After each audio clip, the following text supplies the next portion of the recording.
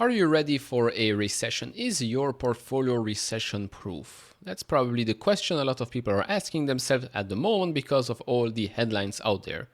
Although, in the last 2 days, we've had a CPI report and a PPI report that came in better than feared.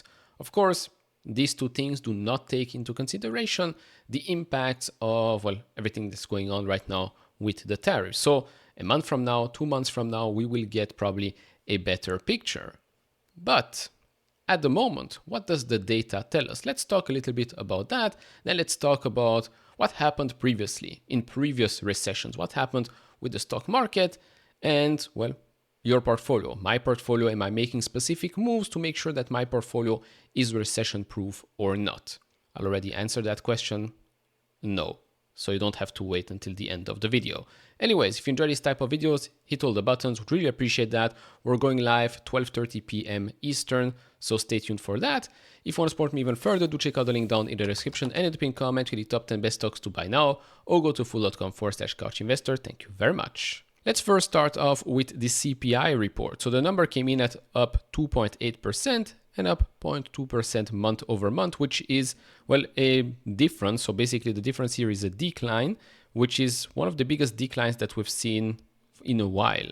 Overall, if you look at the core inflation rate, that did increase 3.1%, which still is the lowest we've seen since April 2021. So yeah, it is coming down. Now, if you want to look at line by line, we can see that energy commodities, that has decreased quite a lot. What we've also seen is that energy services is up 3.3%.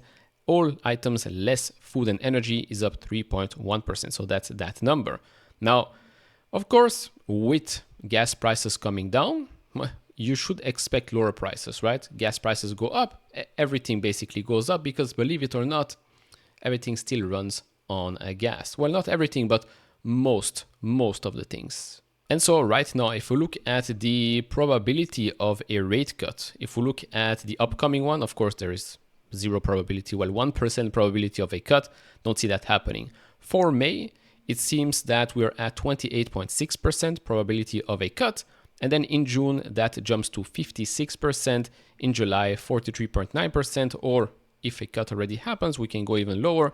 There's now a probability of 33.3% that we're going to be at 375 to 400 basis points. Now remember, going into 2025, the expectations were that we're only going to get 2 rate cuts this year. Of course, if there is a deceleration in economic growth, if we are going into a recession, which basically means that we're having, negative growth for 2 consecutive quarters, right? Because everybody's been talking about a recession as if it's the end of the world. No, it's basically 2 quarters of negative economic growth. Yes, it's not great. Don't get me wrong. It's not great, but it's definitely not the end of the world. Moving on to the numbers that we've seen today on Thursday. So core PPI, or producer price index, here the core number did fall, and we've only seen it fall once before, which was June, July of 2024. And then we have to go all the way back to April 2020. Quite a long time ago. Now, if we look at the PPI report, less food and energy, that did increase 3.4%, the overall number increased 3.2%, which here as well, you can see that this was the lowest increase since April 2024. As for the initial jobless claim, that did decline, so we have seen a dip after a big increase, 2 weeks or so ago. That number came in at 220,000. Moving on to the egg prices. As you can see, egg prices are falling off a cliff. I guess you get more chickens, you get more eggs, and egg prices continue to go down. And of course, the same with gas prices, right? If that continues to go down, it basically helps everything. It basically helps with everything. Yes, we should still look out for tariff impacts. How big the tariff impacts will be, and can that maybe be balanced thanks to lower energy prices, lower food prices, etc., etc. To be seen. Moving on here, we've got recession, right? We've had recessions in the past. We're probably going to have recessions in the future. Now, there was a small recession, of course, in 2020. The pandemic one didn't really last that long. But let's look at the one here in 2009. After the Great Financial Crisis. What you can see is that, of course, the stock market takes a big hit. In this specific case, the S&P 500 takes a big hit. Then again, it was also the great financial crisis. We are nowhere near any great financial crisis right now. But it was a period of recession, so we have to look at that. What you can see, hopefully, is every time there is an X, that's basically the bottom. And what you can see is that we are reaching a bottom way before the recession is over. Why is that? Stock market always forward looking. So you might say, oh, is that why we're taking a huge hit in the stock market right now? I know some people say, oh, stock market is only down 10% or so. Yes, it's true. Stock market is only down 10%. But when you're down 10% or more, you're already in correction territory. Plus, we've seen plenty of stocks out there that are already down 20 to 50% in a matter of weeks. Although year on year, they're still up. And yes, since the end of 2024, they did go up quite a lot. So yes, I agree.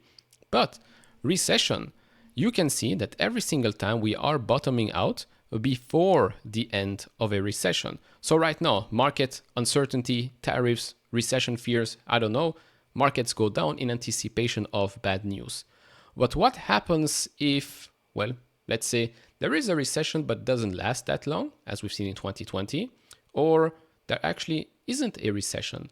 How quickly are we going to go up? I think quite rapidly, right? We've seen a V-shaped recovery in 2020. Could we see one happening this year? Maybe. It's a probability. It's also a probability that we're not seeing a V-shaped recovery. Now, at the moment, if you look at the Magnificent 7 forward PE, it's the lowest it's been since 2017.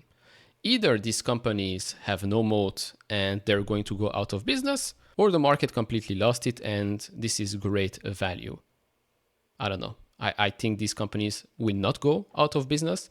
I think there's a lot of overreaction. I think there is also a lot of uncertainties. But if you look at the data, I don't think I should be in a position to start selling Magnificent 7 stocks, high growth stocks, and all of that, to start adding to, I don't know, recession-proof stocks, right? The Procter & Gamble's, maybe Johnson & Johnson, and these types of things. So no, my portfolio, of course, has already taken a hit, might take a hit if we do go into a recession. Although, looking at the prices that we're seeing today in the stock market, not for everything, but for a lot of the stocks, a lot of the companies, do I have to fear anything? Do I have to sell to buy more defensive stocks? I don't think so. I think we're going to see a V-shaped recovery. Might not happen as soon as expected, but I see no reason why I should start selling great companies that are trading at good prices, even if we're going to see consumer sentiment go down a little bit more. We might enter a short recession. I just don't see a reason why we should panic. I know all of the headlines are out there. You have to panic, you have to sell out of your positions, you have to take your losses, etc., etc. I know it's not great. But if you think long term, I see zero reasons why I shouldn't actually be buying these great companies at these prices. Plus, a lot of these companies did give us guidance that was a bit lower or at least affected by a strong dollar, FX headwinds, right? We've heard that across the board. Now, what happens when a dollar is weakening? Should be helping those companies, no? You have to take that into consideration as well. So you might get hit from one side, so headwinds from one side, tailwinds from the other, might balance things out. We'll see what happens. Plus, interest rates will, in my opinion, continue to come down. The US government will be able to refinance their debt at lower rates, which definitely should help the overall economy in the long run. So, apologies, but no doomsday scenario. No, this isn't bad. This isn't the end. This isn't over, game over, whatever the headlines are saying. Sorry to say, maybe I might sound like an idiot, a perma bull or whatnot, but I don't think I am. I don't think I am. That's not to say that we're not going to have more short-term drama, no. But if you're looking for long-term deals, I think the next couple of months could definitely provide that. So best thing you can do is have cash on the side. So all in all, that's all I've got for you right now. Bit of a macro video, I would say. We'll see you during the live streams. Like, subscribe to all of that, and I'll see you all in the next one. Bye-bye.